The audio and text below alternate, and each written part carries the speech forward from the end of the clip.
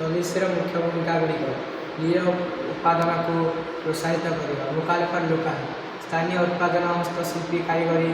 एवं संबलर प्रकार व्यवहार को प्रोत्साहित करवा यह देशर आर्थिक स्वाधीनता वृद्धि करे आत्मनिर्भरशीलता और समलमन स्वाधीनता चिंताधारा अंतर्निहित भारतर मूलद्वा अटे यह आम पात्र निज देशर उत्पादन करने को प्रोत्साहित करे उद्योग और रोजगार सृष्टि देशर तैयारी होता जिनस को कौन किणवा क्षुद्र मध्यम एवं कुटीर शिल्प को प्रोत्साहन मिले यहाँ फल रोजगार सुजोग सृष्टि हुए देशी ज्ञान और नवसृजन देशीय भावना देशीय चिंताधारा ज्ञान